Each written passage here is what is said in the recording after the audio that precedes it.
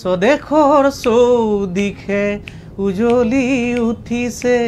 তেজৰ তেলেৰে জ্বলা জুই শত শ্বহীদৰ আত্মাই কান্দিছে আই চৰণ বেদিছুই আই চৰণ বেদিছুই তেতিয়া আৰু মোক মানে হেৰি কৰিলে আৰ্মিক লগাই দিলে আৰ্মিয়ে ধৰি লৈ গ'লে AK-47 কোব দিলে ভৰিকেইটা ওপৰলৈ বান্ধি খুব মাৰিলে কিন্তু লাষ্টত কাৰেণ্টৰ চক দিবলৈ লৈছিলে পেচাব কৰিবলৈ গৈছিলে জেগাত কিন্তু ভগৱান আছে যে আৰ্মিৰ মাজতে যুদ্ধ হৈ গ'ল যুদ্ধ মানে কি ঠেলা ঠেলি গতিয়া গতি আই ঐ সিঘৰে যাওঁ আই ঐ ভিক্ষা জুলুঙালৈ আই ঐ ৰদে বৰষুণে এটা যেন প্ৰকাণ্ড জিৰ' লৈ আছোঁ মই বহুত আছে কিন্তু এটা প্ৰকাণ্ড জিৰ' চৰি নমস্কাৰ ডিবি নিউজ চাই থকা প্ৰতিজন দৰ্শকক স্বাগতম জনাইছোঁ আজি ষ্টুডিঅ'লৈ আমন্ত্ৰণ কৰি আনিছোঁ এজন বিশেষ ব্যক্তিক বিশেষভাৱে মাটিৰ মানুহ বুলি ক'ব পাৰি তেখেতক আকৌ এটা আচৰিত সত্য কথা মই ষ্টুডিঅ'লৈকে আমন্ত্ৰণ কৰি অনাৰ পূৰ্বে তেখেতৰ গাড়ীখন যেতিয়া পাৰ্কিং কৰিবলৈ আহিছিলোঁ ষ্টুডিঅ'লৈ অহাৰ পূৰ্বে চেলফি উঠা মানুহৰ ভিৰ কাৰণ তেখেতক দেখি গাড়ীৰ পৰা বিভিন্নজন ব্যক্তিও তেখেতক চাই আছিল সমান্তৰালভাৱে মোৰো ভাল লাগিছে তেখেতক যেতিয়া মই আনিলোঁ আমাৰ অফিচলৈকে আহিল অহাৰ প্ৰাকক্ষণতেই চেলফি লোৱা মানুহৰ বহুত গতিকে মই সময় নলওঁ চিনাকি কৰাই দিওঁ মাটিৰ মানুহ মাটিৰ শিল্পী বিপিন চাউদাক আপোনাক স্বাগতম জনাইছোঁ নমস্কাৰ ময়ো ডিবি নিউজৰ জৰিয়তে সমগ্ৰ অসমবাসী ৰাইজলৈ স্নেহ শ্ৰদ্ধা ভক্তি ভৰা সেৱা আৰু লগতে শাৰদীয় শুভেচ্ছা জনাইছোঁ শৰীৰ কেনেকুৱা আপোনাৰ শৰীৰ ভালে আছে শৰীৰ বৰ্তমান ঠিকেই হয় মানুহজনক সুস্থ দেখিছোঁ হয় হয় হয় ইতিমধ্যে আমাৰ প্ৰতিষ্ঠাপক মুখ্য সম্পাদকো এটা ডাঙৰ কথা কৈছে যে বিপিন দা আপোনাৰ চুলি পকিছে নে নাই সুধিছিলে এতিয়ালৈকে মই অনুষ্ঠান আৰম্ভণিতে এইটো কথা সুধিছোঁ এইকাৰণে যে বৰ্তমান স্বাস্থ্য ক্ষেত্ৰতে হওক বা যিসকল দৰ্শকে ডিবি নিউজ চাই আছে তেওঁলোকেও জানে যে আটাইতকৈ ডাঙৰ সমস্যা হৈছে মানুহৰ চুলি দাড়ি মোৰেই চুলি পকি গৈছে আপোনাৰ চুলি এতিয়ালৈকে পকিছে নে নাই চুলি পকা নাই কিন্তু সৰিছে বহুত সৰিছে গুৱাহাটীলৈ আহিলে বিশেষকৈ গুৱাহাটীত বেছি থাকিবলৈ হ'লে বেছি সৰে আমাৰ গাঁৱৰ অঞ্চলৰ পানীবিলাক অলপ ভাল তেনেকৈ তাতে ঠিকে থাকে ইয়াতে কিছুদিন অনুষ্ঠানৰ কাৰণে গানৰ সভাৰ কাৰণে থাকিবলগীয়া হয় গুৱাহাটীতে এতিয়াও কিচকিচিয়া কলা হৈ আছে কেমেৰাত দেখা সেই চুলি কচা কোনো পাৰ্চিয়েল নহয় কিচকিচিয়া কলা এতিয়া অনুষ্ঠান আৰম্ভ কৰোঁ বিপিন দা কিছু কথা পাতিম আপোনাৰ লগত বিশেষভাৱে কা আন্দোলনৰ যেতিয়া পটভূমি হৈছিল অসমত বিভিন্ন ধৰণৰ ৰাজনৈতিক দল গঠন হ'ল বা বিভিন্ন ধৰণৰ মৰ্চা গঠন হ'ল আৰু ইয়াৰ ফলাফল এতিয়াও দেখি আছে ৰাইজে সেয়া বাৰু ক'ব নাযাওঁ কিন্তু আপোনালোকেও কা আন্দোলনৰ সময়ত ৰাজনৈতিক দল গঠন কৰাৰ বাবে প্ৰস্তাৱ আহিছিল কিন্তু আপুনি ৰাজনৈতিক দলৰ পিনে নগ'ল কিয় আচলতে মই সৰুৰ পৰা দেশ জাতি মাটিৰ কাৰণে গীত গাই ভাল পাওঁ গীত লিখি ভাল পাওঁ আৰু অসমৰ নিমাখিত জনগণৰ লগত থাকি মই বেছি ভাল পাওঁ গতিকে অসমৰ ৰাইজে যোনফালে খোজ দিয়ে আৰু খোজত খোজ মিলাবলৈ মই চেষ্টা কৰোঁ কা আন্দোলন আপুনি কৈছিল আকৌ এবাৰ জয় আই অসম বল হয় আপোনাৰ গানৰ মাধ্যমেৰে কৈছিলে হয় জয় আই অসম বল দহৰ বাবে মই আহিছোঁ ওলাই মোৰ দেশৰ মাটিৰ গান গাবলৈ সদায় ভাৰতৰে পূৰ্ব দিশত সোণালী অসম গৌৰৱে চিঞৰো মই জয় আই অসম জয় আই অসম জয় আই অসম জয় আই অসম সেই মই কৈছিলোঁ যে দহৰ বাবে আহিছোঁ মই আগতে ক'লোঁ আপোনাক ৰাইজৰ লগত খোজত খোজ মিলাই মই ভাল পাওঁ গতিকে অসমৰ ৰাইজে কা আন্দোলনত জঁপিয়াই পৰিলে আৰু অসমৰ ৰাইজৰ লগতে মই কা আন্দোলন কৰিবলৈ গৈছিলোঁ দেশ বচাবলৈ জাতি বচাবলৈ কিন্তু যেতিয়া মাজতে ওলালে যে ৰাজনৈতিক দল খুলিব আমাৰ সতীৰ্থসকলে তেতিয়া মই কা আন্দোলনৰ পৰা ফালৰি কাটিবলগীয়া হ'ল কাৰণ মোক দেশ লাগে জাতি লাগে মোক গাদী ৰাজনীতি নালাগে গাদী নালাগে মোক কেতিয়া মই সেইটো জীৱনত নিবিচাৰোঁ আৰু জীৱনৰ মোৰ শেষ টোপাল তেজ থকালৈকে মই কোনো ৰাজনৈতিক দলত নাথাকোঁ আপুনি ৰাজনীতিলৈকে নাযায় প্ৰত্যক্ষভাৱে নাযাওঁ নিশ্চয়কৈ আজি দৰ্শকসকলে গম পালে যে বিভিন্ন নিজেই তেখেতে উল্লেখ কৰিছে কিন্তু আটাইতকৈ ডাঙৰ কথাটো হৈছে তেখেত কণ্ঠশিল্পী আৰু ইয়াৰ উপৰিও মাটিৰ মানুহ বুলি মই পুনৰবাৰ কৈছোঁ কিন্তু গানৰ লগতে এতিয়াও তেওঁ গাঁৱৰ কৃষিৰ লগত জড়িত হৈ পৰিছে গানৰ পৰা সমান্তৰালভাৱে কৃষিত আমিও অলপ খবৰ ৰাখিছোঁ প্ৰায় 25 বিঘা পুখুৰী আপুনি এতিয়া মাছ তাত কৰিছে 25 বিঘা পুখুৰী খান্দিছে হয় কৃষিলৈকে কিয় গমন আসলে এইটোতো মই সৰুৰ পৰা আপোনালোকে জানে একেবাৰে মোৰ ঘৰখন দুখীয়া আছিলে মই ভিক্ষা কৰিয়ে ডাঙৰ হোৱা সেইখিনি কথা বাৰু থাকক বা আপুনি যদি কয় কম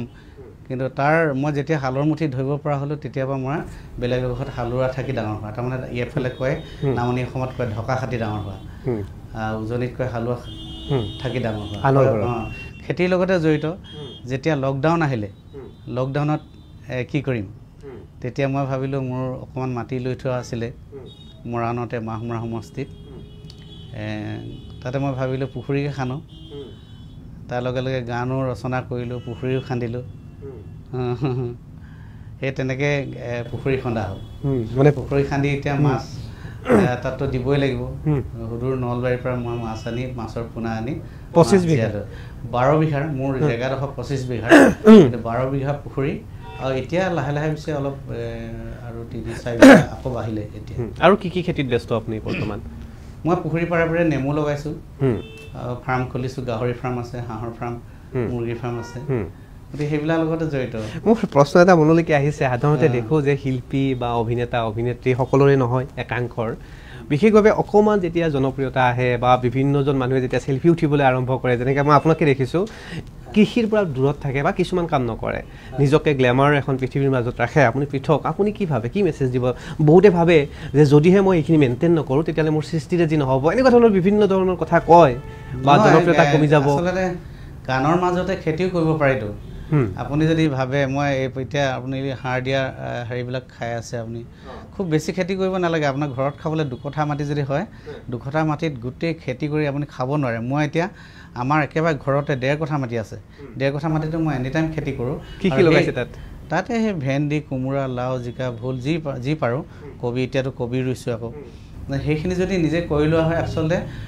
মই মোৰ ফালৰ পৰা কৈছোঁ দেই সময়টো কেনেকৈ ওলাই বহুতে কয় যে আমাৰ সময় নাথাকে আমি শিল্পী মানুহ সৃষ্টিৰে যি ব্যস্ত হৈ থাকিব লাগে ক'ত খেতি কৰিবলৈ সময়ত দেখোন এতিয়া আটাইতকৈ বেছি মই প্ৰগ্ৰেম কৰোঁ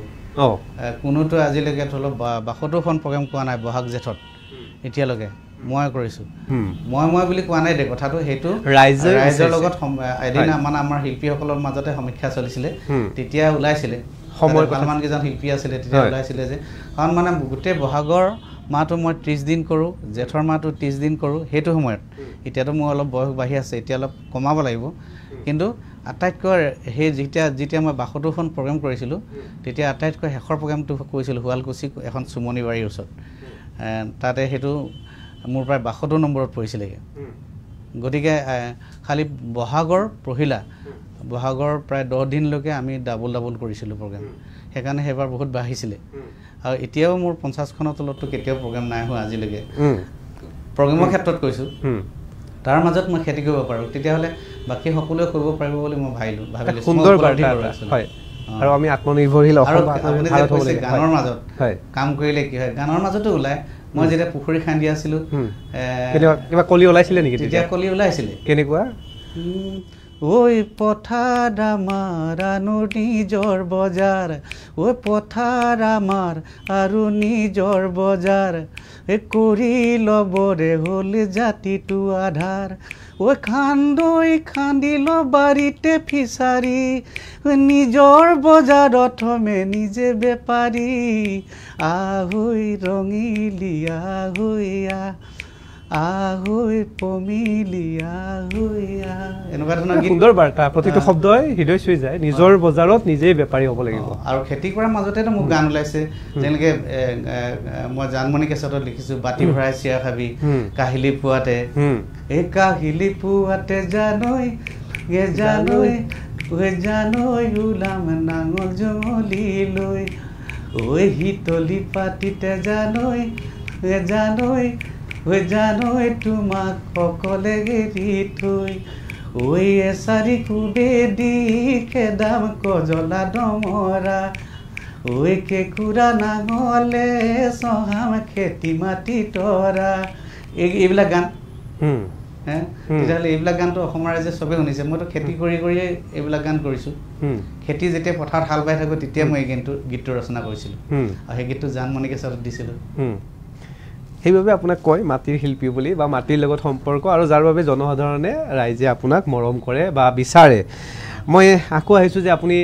আপোনাৰ ঘৰুৱা কথা কিছু পাতিম মই বিৰতিৰ পিছত কিন্তু এইখিনি সময়তে আপুনি ভ্ৰাম্যমানলৈকেও আৰম্ভ কৰিছে এতিয়া ভ্ৰাম্যমানতো আপুনি বিভিন্ন ধৰণৰ সংগীত পৰিচালনাও কৰিছে বা সংগীত আপুনি নিজে কণ্ঠদান কৰিছে লাহে লাহে মই ভ্ৰাম্যমান জগতখন আচলতে খুব বেছি ভাল পাওঁ অসমৰ ভ্ৰাম্যমান থিয়েটাৰ আমাৰ অসমৰ গৌৰৱ ভ্ৰাম্যমান থিয়েটাৰ গতিকে ভ্ৰাম্যমান থিয়েটাৰৰ লগত মই লাগিছোঁ কাৰণ পৃথিৱীৰ ক'তো নাই আমাৰ ভ্ৰাম্যমানৰ নিচিনা আমাৰ অসমৰ গৌৰৱ এটা ডাঙৰ ইণ্ডাষ্ট্ৰী এই আমাৰ গৌৰৱ মই কৰি তোলা অনুষ্ঠানটোত আমি অলপ যদি হাত আগবঢ়াওঁ বহুত ভাল হ'ব বুলি মই নিজকে উপলব্ধি কৰোঁ সেইকাৰণে ভ্ৰাম্যমানলৈ আহিবলৈ চেষ্টা কৰিছোঁ নিশ্চয়কৈ দৰ্শকসকলেও গম পালে বা আমাৰো জানিব মন গৈছিলে আৰু আপোনাৰ প্ৰতি আমাৰ বিশেষ দৃষ্টি নিক্ষেপ থাকে যেনেকৈ আপুনি মাটিৰ শিল্পী বা আপুনি কি কৰি আছে আমিও বিশেষভাৱে চকু ৰাখোঁ আৰু ৰাইজেও চকু ৰাখে শেহতীয়াভাৱে আপুনি মুখ্যমন্ত্ৰী ডক্টৰ হিমন্ত বিশ্ব শৰ্মাৰ লগত এক গুৰুত্বপূৰ্ণ বাৰ্তালাপ কৰিছিল কি আছিল কি আলোচনা হৈছিলে আচলতে মই মুখ্যমন্ত্ৰীজনক আন্তৰিকতাৰ ভাল পাওঁ তেখেতে মোক ভালদৰে হয়তো সেইটো সময়ত চিনি পাইছিলে আৰু গান গোৱাৰ হিচাপে মোৰ যেতিয়া পুখুৰীটো খান্দিলোঁ তেতিয়া বহুত পথাৰৰ ভিতৰত পুখুৰী মোৰ তাত মানে কাৰেণ্টৰ মানে মোৰ অসুবিধা আছিলে কাৰেণ্টৰ কাৰণে মই পাৱাৰ মিনিষ্টাৰৰ লগত যোগাযোগ কৰিছিলোঁ বিমল বৰাদেৱৰ লগত তেখেতে অৱশ্যে মোক দিম বুলিয়ে কৈছিলে কিন্তু তেখেতক দুবাৰ তিনিবাৰ কোৱাৰ পিছত ভাবিলোঁ মই অকণমান দেৰি হৈছে তেখেতক কেইবাৰমান ক'লোঁ কিন্তু তেখেতক মই বহুত ভাল পাওঁ তেখেতে মোক সহায় কৰিলেহেঁতেন বিভিন্ন ক্ষেত্ৰত সহায় কৰে তেখেতে কিন্তু মই ভাবিলোঁ নলবাৰীলৈ যাম মই মাছ আনিবলৈ মোৰ মিছেছৰ লগত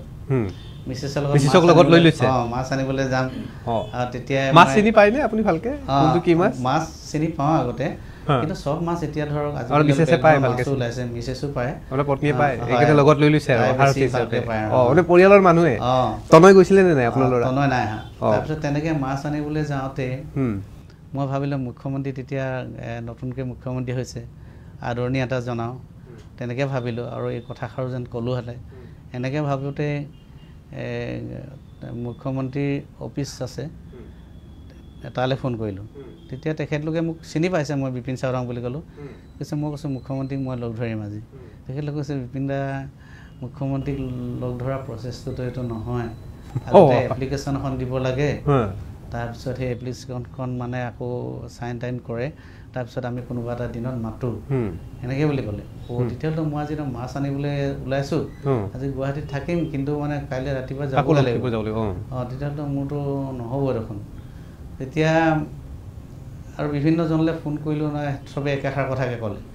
তাৰপিছত তেতিয়া নহ'ব বুলি ভাবিলোঁ তাৰপিছত মই মাজতে ফোন কৰিলোঁ ককাইদেউলৈ মনত পৰিলে নিউজ লাইফৰ এডিটৰ ইন চিফ জাৰি হৈছে তেখেতলৈ মনত পৰিলে তেখেতক এবাৰ কওঁচোন কথাটো তেখেতলৈ ফোন কৰিলোঁ জাৰিদা মই মুখ্যমন্ত্ৰীক লগ কৰিবলৈ বিচাৰিছিলোঁ মুখ্যমন্ত্ৰী অফিচলৈ ফোন কৰিলোঁ কিন্তু এনেকৈ ক'লে কথাষাৰ তেতিয়া জাৰিদা কৈছে বিপিন তুমি আগতে নাই কৰা নি মুখ্যমন্ত্ৰী মই কৰিছোঁ লগ মানে সৰ্বাদাক এবাৰ মই কৰিছিলোঁ লগ মাজুলীত কিন্তু তেনেকুৱা কোনো নাছিলে মই বাহিৰত লগ কৰিছিলোঁ কিন্তু জনতা ভ্ৰমণত বা তেনেকুৱাত লগ কৰিবলৈ মই আজিলৈকে গৈ পোৱা নাই তেতিয়াহ'লে ক'লে অলপ প্ৰচেছটো বেলেগ ধৰণৰ হয় তেনেকৈ লগ কৰিব পৰা নাযাব তথাপিও মই তোমাৰ কথা কৈ চাওঁ নেকি তাৰপিছত কওকচোন দাদা বোলো তেতিয়া তেখেতে ফোন কৰিলে চাগে ফোন কৰাৰ পাছত আৰু অলপমান পিছতে মই তেতিয়া যোৰাবাট পাইছোঁ আহি আছোঁ তেতিয়া লগে লগে SP মুখ্যমন্ত্ৰী অফিচৰ পৰা মোলৈ ফোন কৰিছে যে দাদা আপুনি ক'ৰ পালেহি তাৰপিছত মই বোলে যোৰাবাট পালোঁহি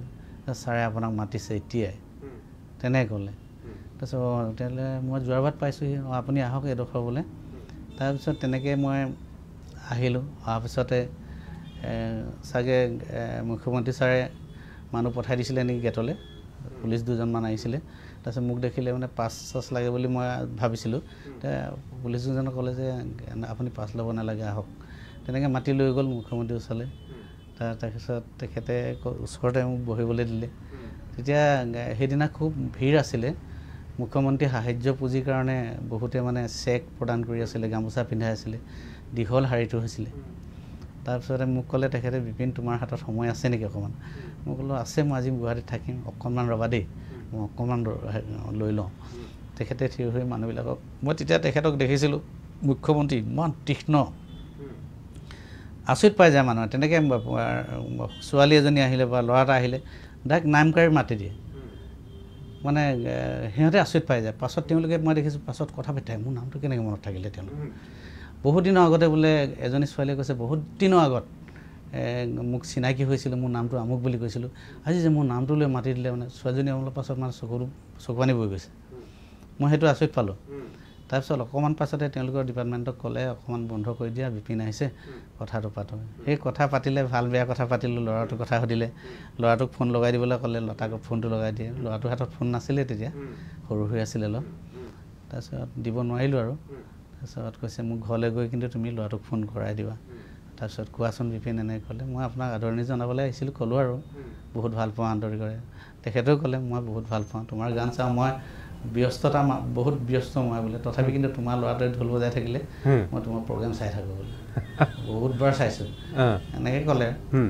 তাৰপিছত তেতিয়া মই কৈছিলোঁ কি কৰি আছা বুলি সুধিলে মই কৈছোঁ মাছ নিবলৈ আহিছোঁ নলবাৰীৰ পৰা কি মাছ এনেকৈ পুখুৰী খান্দিছোঁ চৰকাৰে সাহাৰ্য কৰিছেনে সাহাৰ্য দিছেনে এনে সুধিলে তাৰপিছত মই ক'লোঁ সাহাৰ্যটো তেনে মই খোজাও নাই চৰকাৰৰ পৰা মই নিজে যিখিনি পাৰোঁ কৰিলোঁ কিমান বিঘা মই ক'লোঁ তেতিয়া মই 12 বিঘা পুখুৰী খান্দিলোঁ ইতিমধ্যে বহুত দেখোন বোলে তেতিয়া চৰকাৰী সাহাৰ্য পালা হ'লে নহয় বোলে বিচাৰিবা আকৌ আমি দিম এনেকৈ ক'লে তাৰপিছত মই তেতিয়া ক'লোঁ মানে মোৰ এতিয়া বেলেগটো খান্দি শেষ হ'ল মই কাইলৈ মাছ পেলামেই বহুত মোক খালি তাত কাৰেণ্টটো নাই তেতিয়া তেখেতে ক'লে কাৰেণ্টটোতো যোগাযোগ কৰিব লাগিছিলে মই তাত তেতিয়া মই ক'লোঁ এনেকৈ যোগাযোগ কৰা মানে সমগ্ৰ প্ৰক্ৰিয়া তেখেতে যিমান পাৰে সিমান আপোনাক সহায় কৰিছে আৰু সেয়াই গুণীৰ মূল বুজাৰ দৰে বা আপুনি যেনেকৈ মাটিৰ মানুহ বা শিল্পী মুখ্যমন্ত্ৰীও আপোনাৰ ওপৰত কিন্তু ছেকেণ্ড দিনৰ পৰা কাম কৰাইছে হয় সেইটো মাছ পেলালোঁ হয় তাৰ পিছদিনৰ পৰা কিন্তু তেখেতে কাম আৰম্ভ কৰিলে মানে ব্যস্ততাপূৰ্ণ সময়ৰ মাজতে সকলোৱে যেতিয়া এটা ভাল কাম কৰিব বিচাৰে তেতিয়া সকলোৱে সেই কামৰ বাবে এটা ৰাস্তা নিজে নিজেও আৰম্ভ হয় আৰু আপুনি নহোৱাকৈ হঠাৎ হোৱা এটা আপোনালোকৰ আলোচনা চক্ৰ ইতিমধ্যে আমি স্পষ্ট কৰিলোঁ বা দৰ্শকসকলে গম পালে এটা কথা ক'লে খালি মোক হয় বিপিন ৰাজনীতিৰ কথা কিবা পাতিছিলে নেকি ৰাজনীতিৰ কথা পাতিছিলে তেখেতে মোক ক'লে তেখেতে বিপিন তুমি কেতিয়াও ৰাজনীতিলৈ নাহিবা তোমাক ৰাইজে বহুত ভাল পায় তুমি যে দেশৰ মাটিৰ গানবিলাক গোৱা এই দেশৰ ভাল পোৱা গানবিলাক গোৱা সেইবিলাক বহুত ভাল পায় আমিও ভাল পাওঁ গতিকে ৰাজনীতি আমি কৰিছোঁৱেই কিবা থাকিলে আমাক ক'বা তুমি ৰাজনীতিলৈ নাহিবা সেই কথাষাৰ ক'লে আচৰিত কথা কিন্তু ইয়াৰ আগতে মই আপোনাৰ সৃষ্টিশীল কৈছিলোঁ তেখেতেও মই এষাৰ কথা ক'লে মানে আপোনাৰ সৃষ্টিশীলত বাধা হ'বলৈ দিয়া নাই আজি আমাৰ গোটেই ডিবি নিউজৰ গোটেই পৰিয়ালবিলাকো আগ্ৰহেৰে বাট চাই আছে বা এই অনুষ্ঠানটো চাই থকা দৰ্শকসকলেও আশা কৰে আপোনাৰ পৰা সৃষ্টিৰাজি এটা কথা মই আপোনাক ক'বলৈ পাই মই সুবিধাই পাইছোঁ এতিয়া মই যেতিয়া মাজুলীত সৰ্বানন্দ সোণোৱালদেৱক লগ কৰিবলৈ গৈছিলোঁ মুখ্যমন্ত্ৰী হিচাপে তেতিয়া সৰ্বাদাক মই আদৰণি জনোৱাৰ পিছত তেখেতেও মোক ডক্টৰ হিমন্ত বিশ্ব শৰ্মাৰ দৰে কথাষাৰ কৈছিলে যে বিপিন তুমি কিন্তু ৰাজনীতি নাহিবা তোমাৰ বিহুবিলাক বৰ ভাল লাগে বিহু গাই থাকিবা দেই ৰাজনীতি চাজনীতি এইবোৰ নকৰিবা বিহু এটা শুনো নেকি তেতিয়াহ'লে যদি সম্ভৱ হয় তাৰপিছতে মই যেতিয়া ওলাই আহিলোঁ মুখ্যমন্ত্ৰীৰ পৰা ওলাই আহিলোঁ তেতিয়া অসমৰ এটা মানে নিউজ চেনেলে মোৰ কথাটো খুব বেয়াকৈ বুজাইছিলে বিপিন চাওডাঙে গেৰুৱা বসন পিন্ধিলে আৰু তেতিয়া মানুহে টল কৰিবলৈ সুবিধা পাইছিলে মোক এইটো একদম গোকাত মিছা বাতৰি আন্দোলন কৰি এতিয়া আকৌ বিজেপি যাবলৈ দুৱাৰে মুখে মুখে গৈ আছিলে গেৰুৱা বসন পিন্ধিলে বুলিয়ে কৈ দিছে কিন্তু একদম ইমান গোকাত মিছা সংবাদ মাধ্যমে দিব নালাগে বুলি মই ভাবোঁ তেতিয়া কেনেকুৱা লাগিছিলে বেয়া লাগিছিলে নে খুব বেয়া লাগিছিলে তেওঁ কথাটো চিঞৰি দিয়াৰ লগে লগে মোক মানুহে ফোন কৰি আছে মই গাড়ীত আহি আছোঁ যে তোৰ বিষয়ে এনেকৈ কৰি আছে নিউজত চিঞৰি আছে বোলে এনেকৈ কোৱা নকয় সবাদাইতো হেৰি নকৰিবলৈহে ক'লে কেতিয়াও ৰাজনীতিত নাহিবলৈহে ক'লে আৰু তেখেতৰ লগত এইবোৰ কথা মতে পতা নাই তেওঁ কেনেকৈ গম পালে আচৰিত তাৰপিছত কৈছে তেওঁ পূৰা চিঞৰি আছে গেৰুৱা বসন পিন্ধিলে সেইটোতো মই জীৱনত কেতিয়াও ভবা নাই আৰু তেওঁ কথাখিনি শুনিয়েই এচাম মানে আমাৰ নিমাখিত জনগণে মোৰ ভালপোৱা মানুহ টল কৰিবলৈ তেওঁলোকে বিচাৰিছিলে যে বিপিন চাওডাঙে এইটো কেলে কৰিলে খুব বেয়া পাইছিলে মানে আমাৰ শিল্পী সমাজৰ মাজতো আনজনে আনজনক টানি নিয়া এই স্বভাৱটো আছে নেকি এতিয়া সেই তেনেকুৱা আছে একদম ঠিক কথা এটা কৈছে আপুনি মানে সেইখিনি কিন্তু মূলতে পাছতহে গম পাইছিলোঁ বহুত আপুনি যিটো কথা কৈছে কাকো মই কোৱা নাই আজি কিন্তু সেইখিনি গোটেইখিনি এচাম শিল্পীয়ে এইটো কৰোৱাইছিলে এছাম দুজনমান সাংবাদিক আছিলে আৰু এছাম 3জনমান শিল্পী আছিলে মই পাছত শুনিছোঁ তেওঁলোকক লিখিবলৈ কৰিবলৈ পইচা পাতিও দিছিলে নিশ্চয়কৈ এই প্ৰশ্নটো কৰাৰ কাৰণ আছে, কাৰণ শিল্পীও আমাকো বিভিন্নজনে বিভিন্ন স্থানৰ পৰা ফোন কৰিছিলে, কিন্তু আমি সম্পূৰ্ণ বিশ্বাসযোগ্য আৰু এটা দুটা পক্ষৰ পৰা নোহোৱালৈকে আমি এটা খবৰ নকৰোঁ। এইটো দৈনিক বাৰ্তা গৈছে, সেইটো পূৰ্বৰ পৰা এটা পৰম্পৰা। মোৰ এটা প্ৰশ্ন থাকিব এতিয়া, যে এটা বেলেগ সংগ্ৰাম কৰি কৰি এতিয়াও বহুত শিল্পী আছে যিয়ে সংগ্ৰাম কৰি আছে, তেওঁলোকে কিন্তু আজিলৈকে সেই স্থান যাব পৰা নাই, কেতিয়াবা মন ভাঙি উঠে, কিন্তু আপুনি প্ৰেৰণা হয় বহুত শিল্পীৰ কাৰণে। গাঁৱৰ চহা জীৱনৰ থকা বহুতে আপোনাক উদাহৰণ দিয়ে যে এটা সময়ত তেখেতে আনৰ ঘৰত কাম কৰিছিলে। আপুনি কৈছেই যে উজনিত নামটো অকণমান আনৰ ঘৰত থকা আৰু নামনি অসমত বান্ধা বুলি কৈছিলে আপুনি। গতিকে তেনেকুৱা এটা পৰ্যায়ত থাকি তাৰপিছত এতিয়া এইটো ষ্টেজ বা কাম কৰি গৈছে, কেনেকৈ মনলৈকে আহিল যে মই সংগীতেই কৰিম? মোৰ আপুনি যেতিয়া আনৰ ঘৰত কাম কৰিছিলে তেতিয়া চাগে 100 টকা বা 10 টকা বা 20 টকা বা মাহৰ শেষত 500 টকা, এইটো এটা সংগ্ৰামৰ মাধ্যমেৰে হৈছিল। সাধাৰণতে আমাৰ চব ক্ষেত্ৰতে চব প্ৰফেশ্যনতে দেখা পোৱা যায়, যেতিয়া এটা ষ্টেজ পায় তাৰপিছত বাদ দি দিয়ে, কয় যে অৰ্থৰ কাৰণে মই আৰু কৰিব নোৱাৰোঁ, এনেকৈ ভাবে বা এনেকৈ কোৱা হয় বা বহুতে কৰে। কি ক'ব, অলপ লাকে ফেভাৰ কৰে নে? মানুহৰ লাকটো লাগিবই, ভগৱানে য'ত লিখি পঠাইছে সেইটো হ'বই চাগে, কিন্তু এজন সাংস্কৃতিক কৰ্মী হ'বলৈ হ'লে কিন্তু অকণমান ধৈৰ্যও দৰকাৰ হয়। ভগৱানে চাগে প্ৰমাণো চায়। আৰু আপোনালোকে জানে, অসম ৰাইজে বহুতে জানে মই এখন একদম দুখীয়া ঘৰৰ পৰা অহা। যিখন দুখীয়া ঘৰৰ কথা ক'লে আপুনি কল্পনাও কৰিব নোৱাৰিব, সাধু সাধু লাগিব আপোনাৰ। আচলতে মোৰ ঘৰখন আৰ্থিকভাৱে একেবাৰে জোৰলা আছিলে। মা দেউতা আছিলে, ককাইদেউ এজন আছিলে, ককাইদেউ মোৰ ধৰ্মেশ্বৰ চৌদাং, ভণ্টি আছিলে এজনী। কিন্তু তেতিয়া মানে এটা সময়ত কি হ'ল, দেউতাৰ ব্ৰংকাইটিছ ৰোগত ৰোগী, এনেই ঘৰৰ অৱস্থা বেয়াই আছিলে, দুখীয়া ঘৰৰ মানুহ। মোৰ ঘৰ 2 নং নাচনি চকলীয়া গাঁও বুলি চিনি পায়, য'ত জকাইচুক গাঁওখন লগত লাগি আছে, একেবাৰে ভিতৰৰ গাঁও। তাতে দেউতাৰ মানে যেতিয়া ব্ৰংকাইটিছ ৰোগত ৰোগী, সেই ইমান সহজত ভাল হোৱা নাছিলে তেতিয়া। এই ৰোগবিলাক দৰৱ চৰব আনি খাইছিলে, ভাল নহ'ল, ঘৰত পৰি থাকিবলগীয়া হয় আৰু হাঁফানি বুলি কয় যিটো, মানে যথেষ্ট কাহ হয়,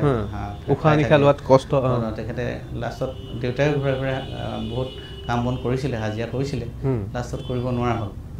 তাৰপিছত মায়ে কিছুদিন কৰিলে, ঘৰে ঘৰে ধান মৰা, ধান বনা, এইবিলাক কাম মানে কিবা কিবি কৰা কামবিলাক কৰিলে। এটা সময়ত মাৰো কি হ'ল,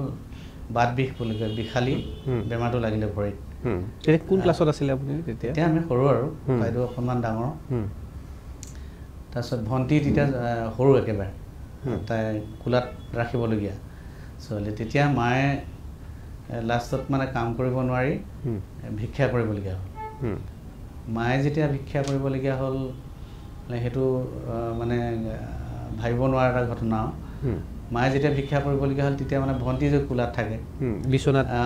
মানে বিচনাত তেতিয়া মায়ে লৈ যাব লাগে। মায়ে এতিয়া ভিক্ষাৰ বেগ ধৰিব নে ভণ্টিক ধৰিব?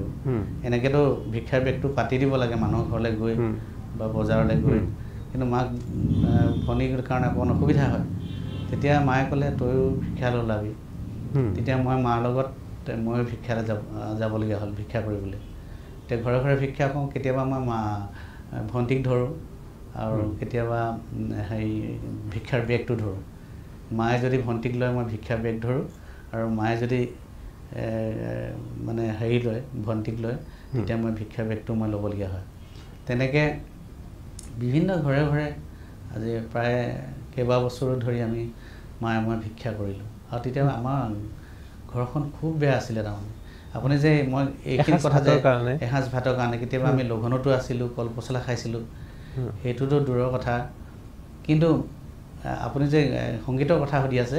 কিন্তু মই উৎসাহটো পালোঁ, প্ৰেৰণাটো পালোঁ সেই ভিক্ষা কৰি থাকোঁতে। মোৰ মাতটো বৰ ধুনীয়া আছিলে তেতিয়া, এতিয়া নিচিনা এতিয়াতো মাতটো মোৰ ভাল নহয় বাকী শিল্পীৰ তুলনাত, কিন্তু তেতিয়া খুব ধুনীয়া আছিলে। মানে সৰুতে সৰু আছিলে, তাৰপিছত কেনেকৈ সুবিধা হ'ল? সৰুতে আছিলে তেতিয়া মানে মায়ে মানে কি কয়, মাতটো যে মোৰ ধুনীয়া শুনে, তেতিয়া মানে কেতিয়াবা ধৰক ভিক্ষা কৰিবলৈ যায় আৰু ওচৰৰ ঘৰৰ মানুহবিলাকক কৈ দিয়ে, ওচৰটোত ক'ৰবাত মানে কৈ দিয়ে, ইয়াত যদি তেতিয়া 25 পইচা 4 আনা 8 আনা বুলি কয়, আৰু 4 আনা 8 আনা পইচা যদি কিবা দি দিয়কচোন বোলে, ল'ৰাটোক গান গোৱাওক, এনেকৈ কয় মানে। তেতিয়া হাঁহে আৰু মানে সেইটো সময়তনো মানুহে ইমান সৰু ল'ৰাটো কি গান গাব, তেতিয়া কৈ ল'ৰা গাচোন এনেকৈ কয়। তেতিয়া মই সেই মহান মহান মনীষীসকলৰ গীত আমাৰ তুলনীয়া বিয়া পাতে যে তেতিয়া মাইকবিলাক লগাই থাকে মাইক লগাই নহয় তুলনীয়া বিয়াত পাতিলে মানে মাইকবিলাক খুব শুনি থাকোঁ মই গানবিলাক সেই মহান মহান মনীষী ভূপেন হাজৰিকাদেৱৰ গণশিল্পী খগেন মহন্তদেৱৰ তেনেকুৱা সেই গানবিলাক মই শুনি শুনি অকণ অকণ মুখস্থ কৰোঁ জীৱনত থাকে আৰু মাহীদেৱে শিকাইছিলে এটা গান কোনে আজি আবেলি মৰম দিলে সেইটো তাৰপিছতে সেই গীতবিলাক মই গাবলৈ আৰম্ভ কৰোঁ আধা আধা চব নাজানো আৰু তেতিয়া মোৰ চাৰিনাথ নলওঁ বুলি এনেকৈ দলিয়াই চলিয়াই দিয়ে আৰু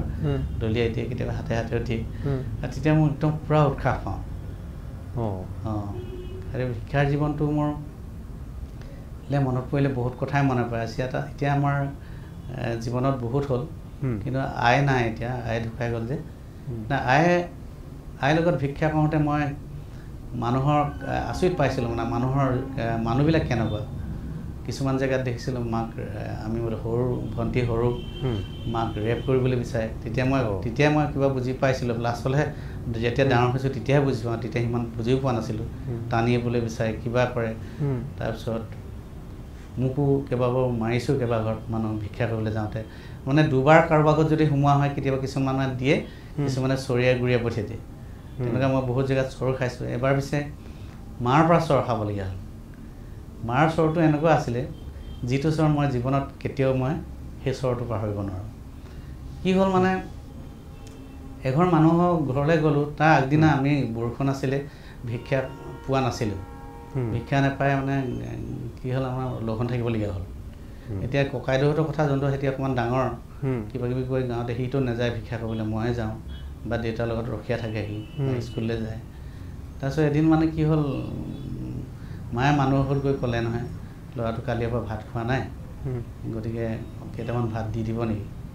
তাৰপিছত ইমান ৰাতিপুৱা আহিছ বোলে কিনো আছে ভাত আছে বাৰু বোলে একো নাই তেতিয়া ক'লে সুধা ভাত কেইটামানকৈ হ'লেও দি দিয়কচোন এনেকৈ ক'লে মানে সেই যে সুধা ভাত কেইটামান দিলে কাঁহীখনত নিমখ আৰু ভাত একো নাই তাৰপিছত সেই যিমানখিনি দিছিলে মই খুব জলদি খাই শেষ কৰি দিলোঁ মানুহখিনি চাই আছে ঘৰৰ মানুহখিনি তাৰপিছত আৰু লাগিব নি ল'ৰা ভাত মই আৰু লাগিব বুলি ক'লোঁ ভোক লাগিছে আৰু খালোঁ তাৰপিছত মানুহবিলাক খুট খুব হাঁহিছে মায়ে মোক তেলেকা তেলেকৈ চাই আছে মায়ে কথাটো ভাৱটো বেলেগ ধৰণৰ ইমান খাব পাৰিছে নে ভাত হাঁহিছে যে মানুহবিলাকে মই তেতিয়া আৰু লাগিব নি বুলি ক'লে তাৰপিছত দিয়ক বুলি ক'লোঁ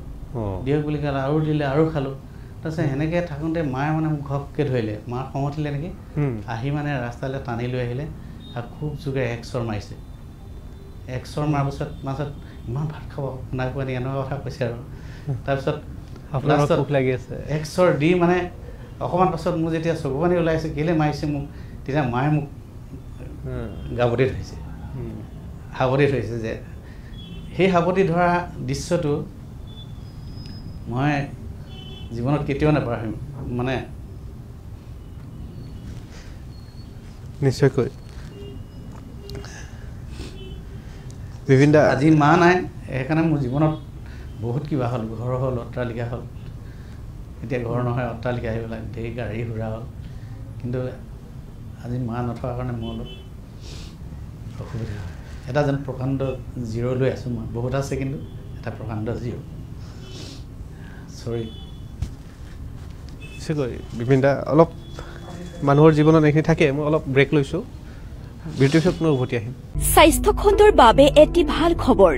চেন্নাইৰ বিশিষ্ট চিকিৎসক 2টা দিনৰ বাবে উপস্থিত থাকিব অসমত কৰ্কট ৰোগৰ যত্নৰ ক্ষেত্ৰত আমাৰ বিশেষজ্ঞৰ পৰা পৰামৰ্শ লওক বিশিষ্ট চিকিৎসক ডক্টৰ সন্দীপ দুৱাৰাহৰ পৰা কৰ্কট ৰোগৰ লগতে মূৰ ডিঙি থাইৰয়ড আৰু পেৰাথাইৰয়ড আদি ৰোগৰ সঠিক চিকিৎসাৰ বাবে যোগাযোগ কৰক 15 নৱেম্বৰত ডিব্ৰুগড়ত উপস্থিত থাকিব ডক্টৰ সন্দীপ দুৱাৰা ডিব্ৰুগড়ৰ ঠিকনা হৈছে Apollo Clinic FWQ8+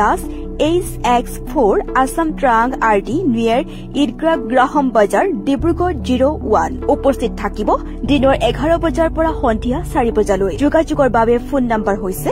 8638812481 অথবা 7002033020 আনহাতে 16 নৱেম্বৰত উপস্থিত থাকিব তিনিচুকীয়াত ৰাতিপুৱা 11 বজাৰ পৰা সন্ধিয়া 4 বজালৈ উপস্থিত থাকিব ডক্টৰ গৰাকী তিনিচুকীয়াৰ ঠিকনা হৈছে Apollo clinic Nilima apartment Rangagora RD opposite hotel Jyoti Tinsukia 25 যোগাযোগৰ বাবে ফোন নম্বৰ হৈছে 7086444200 অথবা 7002033020 গতিকে কৰ্কট ৰোগৰ লগতে মূৰ ডিঙি থাইৰয়ড আদি ৰোগৰ বাবে যোগাযোগ কৰক ডক্টৰ সন্দীপ দুৱাৰাৰ সৈতে পুনৰ উভতি আহিছো আৰু এটা জিয়া বাস্তৱ আৰু যিজন মানুহৰ সংগ্ৰামটো এটা শুনিলে সাধু কথা যেন লাগে কিন্তু এয়া বাস্তৱ আৰু ক্ৰমান্বয়ে সংগ্ৰাম কৰি আৰু নিজস্ব স্বকীয়তা যেতিয়া থাকে তেতিয়া মানুহে কৰিব নোৱাৰা কাম যে একো নাই এটা আপুনি উদাহৰণ যাৰ বাবে আপুনি কৰি আছে আৰু মানুহে আজি আপোনাক বুকু ভৰি ভাল পায় অন্তৰ খুলি ভাল পায় আপোনাৰ হেৰুৱাব লগা একো নাই আপোনাৰ গোটেই কাহিনীবিলাক দেখিলে আপুনি আৰু ওপৰলৈকে যাব আমি আশা কৰোঁ নেদেখাজনো কৃপা কৰক কিন্তু আকৌ আহে যে আপোনাৰ এতিয়া দায়িত্ব বহুত আহি গ'ল যে সেই ভিক্ষা খুজিব যোৱা বিপিন চাউদাং আজি ইনোভা গাড়ীত চলে আজি আপুনিয়ে কৈছে আজি আপোনাৰ অট্টালিকাখিনি আপোনাৰ মা নাই যাৰ বাবে কিছু ক্ষেত্ৰত আপোনাৰ অনুভৱ হয় কিন্তু ক'ৰবাত এনেকুৱা হয় নেকি যে বিপিন চাউদাঙৰ এতিয়া অহংকাৰ হৈছে বা ক'ৰবাত এনেকুৱা ধৰণৰ কথা শুনিছেনে নাই যে বিপিন চাউদাং এতিয়া আগৰ বিপিন চাউদাং নাই তেনেকুৱা ধৰণৰ কিবা আহেনে কেতিয়া মনলৈ মোৰতো অনুষ্ঠানটো কৰি তেনেকুৱা লগা নাই তেনেকুৱা নহ'ব চাগে মই জীৱনত অহংকাৰ কৰিবলগীয়া কেতিয়াও নহ'ব মোক যদি গোটেই ধনেৰে পুতি দিয়ে সোণেৰে পুতি দিয়ে মইতো ক'লোঁ মোৰ আয় অবিহনে মোৰ এটা প্ৰকাণ্ড জিৰ' এটা প্ৰকাণ্ড শূন্য মোৰ কাৰণে গতিকে মোক ধন টকাৰে মোক জুখিব নোৱাৰিব ইমান সহজত আৰু সেইকাৰণে মোৰ অহংকাৰ নহ'ব আৰু আপোনাক এটা কথা কওঁ মই যেতিয়া ৰাতি শুওঁ যেতিয়া মই সপোন দেখোঁ তেতিয়া কিন্তু মই কেতিয়াও মোৰ এতিয়া বৰ্তমানৰ মোৰ ঘৰটো নেদেখোঁ মোৰ গাড়ীবোৰ নেদেখোঁ মই দেখোঁ সদায় পটকৈ চক খাই যাওঁ বৰষুণ আহিছে ঘিং ঘিং কৰিছে ওপৰত গাজনি মাৰিছে বিজুলী আমাৰ ঘৰ জলঙাৰেদি ঘৰ মানে ওপৰেদি টিংপাত নাই আমাৰ খেৰী ঘৰ নৰাবিলাক এৰি থাকে ওপৰত মানে বৰষুণ আহিব বুলি আমাৰ ভয় আজি কা ঘৰলৈ দৌৰ মাৰিম আমি বৰষুণ আহিব বৰষুণ আহিছে এতিয়া গোটেই আমাৰ জেগাডোখৰ থাকিবলৈ জেগা নাইকিয়া হৈছে গোটেই বোকা হৈ গৈছে ঠাই তেনেকুৱা হ'ব দেখোঁ আমাৰ সেই ভগা চিগা ঘৰটো সপোনত দেখোঁ মই জীৱনত কেতিয়াও দেখা মোৰ মানুহজনীক মই সদায় কওঁ যে এতিয়া কথাটো মই কেলৈ নেদেখোঁ এতিয়া কথাটো কেলৈ নেদেখোঁ আচলতে একদম বিৰাট প্ৰকাণ্ড এটা চাপ পৰিলে আমাৰ ওপৰত যেতিয়া শৈশৱৰ কথাবিলাক যেতিয়া ভিক্ষাৰ যেতিয়া অকণমান ডাঙৰ হ'লোঁ শালৰ মুঠি ধৰিব পৰা হ'লোঁ তেতিয়াতো বেলেগত হাল বাবলৈ ধৰিলোঁ সেই বেলেগৰ ঘৰত হাল বাই থাকোঁ মালিকে আহি আকৌ গালি দিয়ে কম কাম কৰিলে আকৌ কম কাম কৰিলে গালি দিয়ে ভাত নিদিয়ে এনেকুৱা সেই কথাবোৰকে মই দেখি থাকোঁ গতিকে মই কেনেকৈ কিমান চনৰ পৰা আপুনি ভাবিলে যে মই গানসমূহ আৰম্ভ কৰোঁ মই শব্দৰে মালা গুঠো আৰু মই ষ্টুডিঅ'ত ৰেকৰ্ডিং কৰিম বা মই গানসমূহ গাম সেই কথাটো হ'ল এনেকুৱা ধৰণৰ মই যেতিয়া ভিক্ষা খোজোতেতো পইচা পাতি পাওঁ যে এনেকৈ দলিয়াই দিয়ে কৈছিল যে তেতিয়া আৰু গান গাব মন যায় খুব গাওঁ তেতিয়া আৰু ঘৰত গৈ মানে বিয়া চিয়া হ'লে মানে কাৰোবাৰ মাইকত আমিতো ৰেডিঅ' কিনিব পৰা মানুহ নহয় গতিকে ডেক কিনিব পৰা মানুহ নহয় আমি সেইটোতো মানে কল্পনাও নহয় আমাৰ এনেকৈ ডেক এটা কিনিম ৰেডিঅ' এটা কিনিম আমি সেইখিনি আমি চাউল কিনিব পাৰোঁ ক'ৰবাত যদি 10 টকা এটা পাওঁ আমি তাত চাউল আহে আমাৰ গতিকে সেইটো আমি ৰেডিঅ' কিনিব পৰা মানুহ নহয়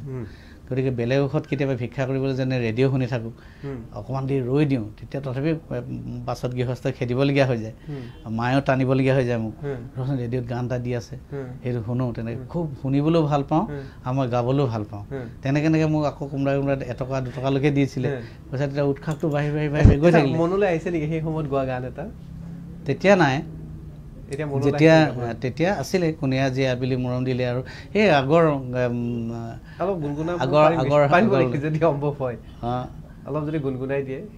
এবাৰ আমাৰ আছিলে মই কিন্তু নহয় মই তাৰ পিছৰ গান এটা গাম তাৰ পিছত এটা মই গান লিখিছিলোঁ আজিলৈকে ৰেকৰ্ডিং কৰা নাই সেই গীতটো মই কেতিয়াও ৰেকৰ্ডিং কৰা নাই তেতিয়া যেতিয়া মই শালৰ মুঠি ধৰিব পৰা হ'লোঁ বেলেগ ঘৰত হালোৱা থাকোঁ পথাৰত খুব মানে চিঞৰো পথাৰত যেতিয়া ঘূৰিয়া চাপিয়াৰ মাজতে মানে চিঞৰি থাকোঁ চিঞৰি গান গাই থাকোঁ মানুহে ওচৰত পিছত হাল বোৱাকেইটা আমনি পাই যায়গৈ বেলেগৰ ঘৰতহে পাওঁ আৰু নিজৰ ঘৰতো হাল গৰু নাই মাটি নাই থাকিবলৈ তেতিয়া কিন্তু লাহে লাহে আমি আপুনি আচৰিত পাব ককাইদেউে গান লিখিবলৈ আৰম্ভ কৰিছিলে অকল ককাইদেউ ধৰ্মেশ্বৰ চাওদাং মোৰ গীতিকাৰ তেখেতে এতিয়া শিক্ষকতা কৰে তেখেতে মোক আচলতে গান গাবলৈ বেছি শিকালে মই আগতে গান গাই ভাল পাইছিলোঁ এনেকৈ গাবি বুলি পাছত লাহে লাহে যেতিয়া ডাঙৰ হ'লোঁ সি শিকালে সি তেতিয়া সেই আন্দোলনৰ টাইম আছিলে তেতিয়া এটা গান লিখিছিলে সি ক'তো গাই পোৱা নাই আহা অসমবাসীৰ জনতা আন্দোলন কৰোঁ দুনাই শত শ্বহীদলে প্ৰণতি জনাই শত শ্বহীদলে প্ৰণতি জনাই তেনেকুৱা এটা গীত আছিলে তাৰপিছত মই এটা নিজে লিখিবলৈ চেষ্টা কৰিছিলোঁ মোৰ গানবিলাক তেতিয়া কেনেকুৱা হ'ব আইক লৈ লিখা আইক লৈ ভিক্ষা কৰিবলৈ যোৱা তেনেকুৱা গানবিলাকহে মোৰ থাকিব তাৰপিছত সেইটো গান মই ক'তো গোৱা নাই মই এতিয়া লাহে লাহে মই বাণীবদ্ধ কৰিম সেই গীতটো আই ঐ সিঘৰে যাং আই ঐ ৰ'দে বৰষুণে আই ঐ না আই ঐ সিঘৰে যাওঁ আই ঐ ভিক্ষা জুলুঙালৈ আই ঐ ৰ'দে বৰষুণে আই ঐ কোনোবা এদিন নাপাং আই ঐ কোনোবা দিনা নেপাং আই ঐ পেটৰ ভাতে মুঠি কেলৈ জনম দিলি মোকে ঐ আই কেলৈ জনম দিলি মোক তেনেকুৱা গানবিলাক বহুত দিনৰ আগত লিখিম বুলি ভাবি থকা গান গোটেই গানটো হোৱাও নাই এতিয়াও সেই এডোখৰকে যিডোখৰ পাৰোঁ সেইডোখৰ কেতিয়াবা ক'ৰবাত গায়ো শুনাইছিলোঁ বহুত মানে ভাবিব লগা হৈছে গানসমূহ আৰু মাজতে আপোনাৰ বিভিন্ন ধৰণৰ বিশেষভাৱে আমাৰ আলফা স্বাধীন প্ৰসংগতো আপুনি গান লিখা বা বিভিন্ন বিষয়ত চৰ্চা লাভ কৰিছে তাৰপিছতে যোৱাৰ কথা চিন্তা কৰিছিলে নেকি নহয় কথাটো এনেকুৱা ধৰণৰ যেতিয়া মই বেলেগ ঘৰত হালোৱা থাকোঁ তেতিয়া ডাঙৰ হৈছোঁ অলপ ককাইদেউৱে লাহে লাহে বিপ্লৱী গানবিলাক লিখিছে ময়ো বিপ্লৱী গানবিলাক গাই ভাল পাওঁ তেতিয়া আলফাৰ যুগ তেতিয়া এদিন হাল বাই থকা জেগালৈ কেইজনমান আলফা বন্দুক চন্দুক লৈ গৈছিলে তাৰপিছতে মই ধৰিলোঁ বন্দুক চন্দুক লৈ আহিছে এইবিলাক ক'লৈ আহিছে কি কথা তাৰপিছত বোলে তুমি অলপ আহাচোন এনেকৈ ক'লে হাতখোল শালখন ৰখা এনেকৈ আছোঁ ভাল বৈ আছিলে মই সেইদিনাও খুব চিঞৰি চিঞৰি গান গাইছিলোঁ পথাৰত তুমি যে চিঞৰি গান গাই আছিলে আগুৱাচোন বোলে যোগে মই তেতিয়া এটা গাইছিলোঁ কিবা গান এটা গোৱাৰ পিছত মই কিন্তু বিপ্লৱী গীতেই গাইছিলোঁ সেই বন্দুকবিলাক দেখিলোঁ যে এইটো চাগে এনেকুৱা ধৰণৰ মানুহ হ'ব তেনেকৈ ভাবি বিপ্লৱ সংগ্ৰাম তেনেকুৱা সেইবিলাক গানে মই কিবা এটা গাই শুনাইছিলোঁ তাৰপিছত তেওঁলোকে ক'লে তুমি আমাৰ আলফাৰ গান গাবা নেকি মানে গাব নাবি মানে গাব লাগিব তুমি গাব পাৰিবা নাই ক'লে কেছেট কৰিম আমি এনেকৈ ক'লে মইতো তেতিয়া একদম মানে উৎসাহ পাই গ'লোঁ মই কৰিম বোলো এতিয়া শালখন মেলিব পাৰিব নাই মই শাল মেলিব নোৱাৰিম মই শালখন বাব লাগিব নহ'লে বেলেগক দিব লাগিব তেতিয়া মই বেলেগ এজন মানুহক ক'লোঁ মালিক আহিছিলে মালিক ক'লোঁ আপুনি বাইদেউকচোন মোক মাতিছে বোলে তেওঁ বন্দুক চন্দুক দেখি ভাবিলে যা তাৰপিছত গৈ মানে তেওঁলোকে কৰিলে যে আমি গান গাম তুমি এনেকৈ ধৰণৰ গান গাব লাগিব তোমালোকৰ দাদাই লিখা গান আছে এতিয়া সেইবিলাক গীতো আমাৰ মানে কেছেটখনত বনাব লাগিব ককাইদেউৱে তেতিয়া এটা গীত লিখিছিলে মই সুৰ কৰিছিলোঁ স্বদেশৰ চৌদিশে উজলি উঠিছে তেজৰ তেলেৰে জ্বলা জুই শত শ্বহীদৰ আত্মাই কান্দিছে আই চৰণ বেদিছুই আই চৰণ বেদিছুই এইটো গান যেতিয়া গাই দিলোঁ তেওঁলোকৰ মনবিলাক অলপ ল'ৰাবিলাকক বেলেগ শুনিলোঁ নাই আপুনি বোলে গান গাব পাৰিবই আমি কথা পাতিম বোলে আপুনি গান গাব লাগিব তেতিয়া আমাৰ ঘৰলৈ আহিলে পিছতো আহিলে এনেকৈ গান গাব লাগিব কেইবাটাও আমাৰ ধমন হালমাৰী অঞ্চলৰ কেইবাজনো মানুহক দায়িত্ব দিলে তেনেকৈ আৰম্ভণি হ'ল তেনেকৈ আৰম্ভ হ'ল সেই মানুহকেইজনৰ নামো ল'ব লাগিব মই আপোনাৰ আগত ধমন হালমাৰী আলফাকেইজনৰ কথা কোৱা নাই মই যিকেইজনক দায়িত্ব দিছিলে বসন্ত খনিকৰ দুৰ্লভ গগৈ সূৰ্য বৰগোহাঁই আদিকে ধৰি তাৰ পুতুল বৰগোহাঁই তৰুণ গগৈ মানে ৰেডিঅ' আৰ্টিষ্ট আছিলে সেইসকলক দায়িত্ব দিলে যে মোক মানে গানকেইটা ঠিক কৰিব লাগে আৰু বাণীবদ্ধ কৰিব লাগে গান আৰু তেতিয়া প্ৰথমবাৰৰ কাৰণে মোক সংগঠনৰ মানুহে আলফাই মোক লৈ আনিছিলে গুৱাহাটী অডিটত ষ্টুডিঅ'ত মুক্তিৰ গান নামৰ এখন কেছেটৰ বাণীবদ্ধ কৰাইছিলে আৰু সেই মুক্তিৰ গান কেছেটৰ গান গাই মই আকৌ কাৰাবাস খাটিবলগীয়া হ'ল 3 মাহ দিন মই কাৰাদণ্ড ভুগিবলগীয়া হ'ল খুব শাস্তি পালোঁ মই বজৰং অপাৰেশ্যন আছিলে তেতিয়া কিছুমান মানুহে চাৰেণ্ডাৰ কৰিছিলে আলফাৰ পৰা চাৰেণ্ডাৰ কৰিছিলে সেই চাৰেণ্ডাৰ কৰি দিয়া মানুহে আকৌ কাৰোবাক ধৰি দিব লাগে আলফা বেলেগ এজন আলফাক ধৰি দিব লাগে বোলে কিবা ধৰি দিব লাগে তেতিয়া টেক্সি দিয়ে কিবা গাড়ী দিছিলে টকা পইচা দিছিলে আপুনি মানে জেললৈকেও গ'ল তাৰপিছতে তেতিয়া আৰু মোক মানে হেৰি কৰিলে আৰ্মিক লগাই দিলে আৰ্মিয়ে ধৰি লৈ গ'লে AK-47 কোব দিলে ভৰিকেইটা ওপৰলৈ বান্ধি খুব মাৰিলে কিন্তু লাষ্টত কাৰেণ্টৰ চক দিবলৈ লৈছিলে পেচাব কৰিবলৈ গৈছিলে জেগাত কিন্তু ভগৱান আছে যে আৰ্মিৰ মাজতে যুদ্ধ হৈ গ'ল যুদ্ধ মানে কি ঠেলা ঠেলি গতিয়া গতি এই ল'ৰাটোক মানে কেলে মানে কাৰেণ্ট দিবলগীয়া হৈছিলে কামাণ্ডাৰক এজন আকৌ বেলেগ মানে চিপাহীয়ে তেতিয়া আপুনি ওলমি আছে নাই মোক ওলমৰ পৰা নমাই দিলে মই খোজে কাঢ়িব পৰা নাই তেতিয়া আকৌ গামলা এটা দিছে পানী দিছে তাত তাৰপিছত কাৰেণ্টৰ সেইডাল লগাই থৈছে তাৰপিছত মই পেচাব কৰিব লাগে তাত পেচাব কৰিবলৈ মই এতিয়া মানে পেচাব কৰিবলৈ মই খুলিবলৈ লৈছোঁ আৰু তেনেকৈ তাৰমানে পেচাব কৰিবলৈ লওঁতে এই চিপাহীজনে মোক এক গদা দি সেইফালে পেলাই দিলে মানে আপোনাৰ ইপিনে সৰ্বশৰীৰ বিষ আপুনি কি কৰিব আপুনি নিজেই গম নোপোৱা হৈ গৈছে তাৰপিছত সেই কাৰেণ্টৰ পেচাব কৰিবলৈ দিয়া হ'লে মোৰ গোটেই জীৱন ঘূণীয়া কিন্তু ভগৱান আছে যে এইজন ভগৱান হৈ পিনি মানে থিয় দিলে তেতিয়া কামাণ্ডাৰে আকৌ তেওঁক ধৰিলে কেলে তই গলাটো এনেকৈ পেলাই দিলে তাৰ একদম টকা বিটকা হ'ল মানুহে সি গানহে গাইছে তাক ইটো মোক তাত গানো গাব লাগিছিলে আৰ্মিয়ে মাৰি মাৰি গান গাইছিলোঁ কিন্তু মই বিপ্লৱী গীত গাইছিলোঁ মাৰ খাই গান বিপ্লৱী গীত গাইছিলোঁ তেতিয়া মাতটো শুনিলে এজনে এইটো সঁচা গান গোৱা ল'ৰা হয় তেতিয়াহ'লে মানে এইটো কেলে গৈছে এইটো গান গোৱাইছে ন উগ্ৰবাদী আনি ইয়াক যদি গুলিয়াই দিয়ে নেগালে মানে কি হ'ব তেনেকৈ কৈছে ইয়াক যদি গুলিয়াই দিয়ে নেগালে ই কেনেকৈ নোগোৱাকৈ থাকিব সেনেকৈ টকা দি হয় বেলেগ আকৌ ওপৰলাজন আহিলে কি হ'ল কথাটো এনেকুৱা ইয়াক বোলে কাৰেণ্ট দিবলৈ লৈছে পেচাব কৰিবলৈ লৈছে ইমান মৰাৰ পিছত মই নিজেই মাৰিছোঁ বোলে তাক ইমান মৰাৰ পিছত বোলে ওলমাই মাৰিছোঁ বোলে গোটেই কথাখিনি সঁচা কথাখিনি কৈ দিছে কেনেকৈ কি হ'ল ইয়াক কাৰেণ্ট কেলৈ দিব লাগে মানৱতাৰ ক্ষেত্ৰততো আমি বচাই দিব আমিওতো মানুহ এনেকৈ কৈছে আৰু হিন্দী ভাষাতে তেওঁলোকে পাতিছে মই বুজি পাইছোঁ তেনেকৈ মই বাচি গ'লোঁ তাৰপিছতে তেওঁলোকে মোক অসম পুলিচক চঞ্জাই দিলে অসম পুলিচে মোক ডিব্ৰুগড় জেলত দিলে 3 মাহ দিন খাটিবলগীয়া হ'ল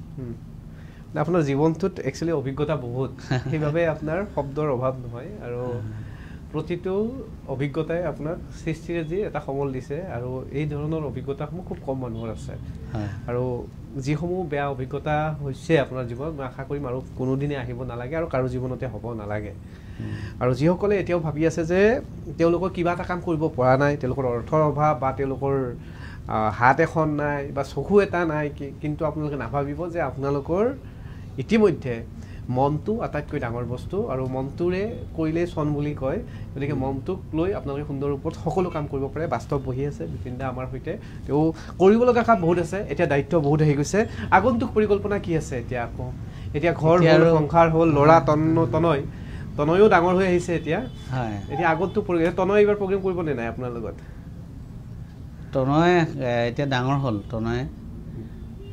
এতিয়া প্ৰথম এই কণমানি ধুলিয়া তনয়টো ডাঙৰ হ'ল এতিয়া হাই ছেকেণ্ডাৰী ওলাইছিলে সকলোৱে ওলাইজন কোন সি হাই ছেকেণ্ডাৰী পাছ কৰিলে হাই ছেকেণ্ডাৰী পাছ কৰি এতিয়া ইয়াতে মিডিয়া টেকন'লজি বুলি কয় তাতে জোনালী PVTI বুলি এখন ইনষ্টিটিউট আছে তাতে শিকি আছে গতিকে সেইটো লাইনে বিচাৰিলে সি এইটো লাইনে কৰি আছে তাৰ অলপ মানে যাবলৈ অকণমান দিগদাৰ হয় ক্লাছবিলাক আনকি দেওবাৰো ক্লাছ হয় তাতে গতিকে যাবলৈ অলপ নিদিয়ে প্ৰিন্সিপালজন কাৰা আছে চাগে আকৌ কোৰ্চ শেষ হোৱাৰ পাছত আকৌ তেওঁ ঢোল বজাবলৈ আহিব গান গায় মানে ভগৱানে সব মানে মাতবিলাক ধৰক গড গিফ্ট থাকিলেহে গান গাব পাৰে বুলি মই ভাবোঁ দেই বহুতে ক্লাছিকেল শিকি বুঢ়া বুঢ়ী হৈ যায় কিন্তু গান গাব নোৱাৰে গতিকে তেনেকুৱা তাকো ভগৱানে কলৈ লৈ যায় মই নাজানো কিন্তু বজাব পাৰে ঢোলটো বৰ ধুনীয়াকৈ বজায় আৰু এতিয়া লেডাৰবিলাকো বজাইছে ড্ৰাম চামবিলাক বজায় ভালকৈ বহুত কথা পাতিলোঁ সময়ো বহুত আমাৰ কমি আহি আছে কিন্তু আপোনাৰ লগত কথা পাতিলে শেষ নহয় কথা পাতি থাকিব মন যায় শেষত আপুনি কি আহ্বান জনাব আমাৰ শিল্পী সমাজক উদ্দেশ্যে যেনেকৈ আজিকালি দেখা পোৱা যায় বিভিন্ন ধৰণৰ গান ওলায় অতি কম সময়ৰ ভিতৰত বা বিভিন্ন ধৰণৰ আমাৰ ভাষা যেনেকৈ অসমীয়া ভাষা এতিয়া ধ্ৰুপদী ভাষা হৈ স্বীকৃতি পাইছে আপোনালোকৰ অৱদান আছে আপোনালোকৰ গানসমূহ ইতিমধ্যে মুখ্যমন্ত্ৰী বা প্ৰাক্তন অসমৰ মুখ্যমন্ত্ৰীও শুনে বুলি কৈছে বৰ্তমান কেন্দ্ৰীয় মন্ত্ৰী সেই গানসমূহ কেতিয়াবা ক'ৰবাত বহুত এটা ডাঙৰ সমল হয় অসমীয়া ভাষাৰ ক্ষেত্ৰত গতিকে আপোনাৰ সৃষ্টিৰাজিটো আমি বিচাৰিমেই কিন্তু কি ক'ব আমাৰ প্ৰজন্মৰ আমাৰ অসমীয়া ভাষাটো আমি কেনেধৰণে ব্যৱহাৰ কৰিব লাগে আমি শিল্পী সমাজে বা আমি সকলোৱে দেশ জাতি মাটিৰে কাম কৰি যাওক গান গোৱাৰ লগতে মই সেইটো ক'ম দেশৰ কাৰণেও চিন্তা কৰক অকণমান নিজৰ জাতিটোৰ কাৰণেও অকণমান চিন্তা কৰক আপুনি কৈছে বৰ ভাল কথা এটা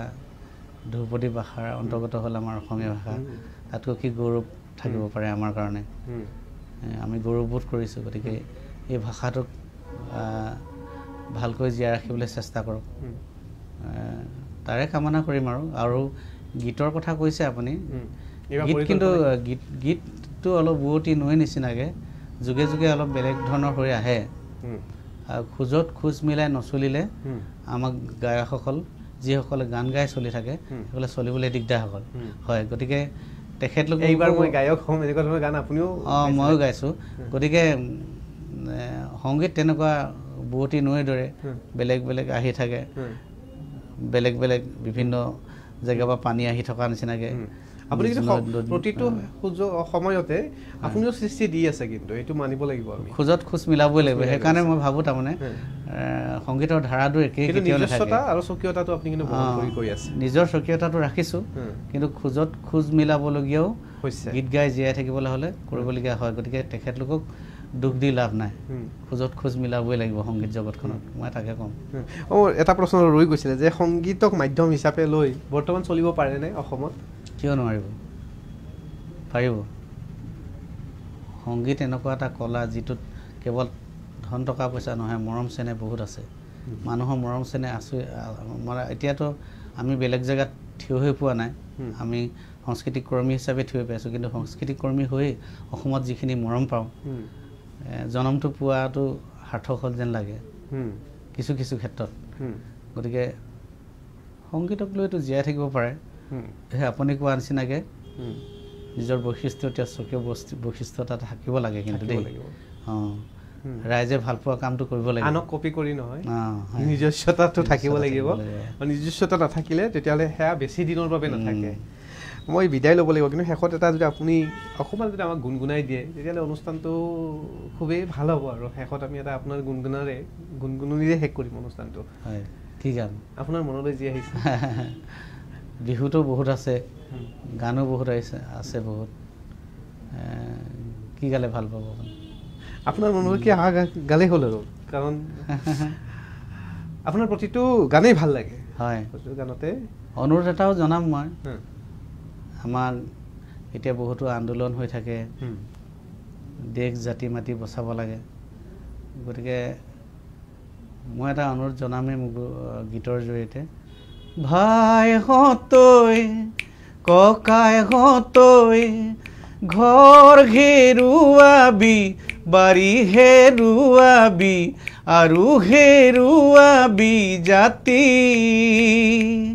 ভাইহঁতৈ ককাইহঁতৈ অনাম অসমীয়াক কেলৈনো বেচিছ আমাৰ অসমীয়াৰ মাটি ভাই ভাই বুলি চপালি কাল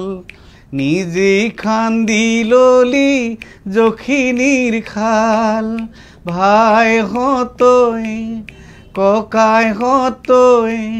ঘৰ হেৰুৱাবি বাৰী হেৰুৱাবি আৰু হেৰুৱাবি জাতি ভাইহঁতৈ ককাইহঁতৈ অনাম অসমীয়াক কেলৈনো বেচিছ আমাৰ অসমীয়াৰ মাটি এটা সুন্দৰ বাৰ্তা বিদায় ল'ব লাগিব আৰু আশা কৰোঁ আপুনি সুস্বাস্থ্য থাকক আপোনাৰ পৰিয়াল সুস্বাস্থ্য থাকক আৰু আমাক নতুন নতুন সৃষ্টিৰাজিৰে আমাক সদায় আপোনাৰ সৃষ্টিৰাজি লাগিব আৰু সৃষ্টিৰাজি দি যাওক তাৰে কামনা কৰিছোঁ আৰু আগন্তুক এইবাৰ যি বহাগ আহিব নতুন বছৰ আহিব আপুনি আমাক সুন্দৰ সুন্দৰ সংগীতানুষ্ঠান আৰু সংগীত উপহাৰ দিব তাৰে কামনা কৰি বিদায় ধন্যবাদ আপোনাকো ধন্যবাদ জনাইছোঁ মই আপোনালোকৰ ষ্টুডিঅ'ত আনি এনেকুৱা এটা সুবিধা দিয়াৰ বাবে ধন্যবাদ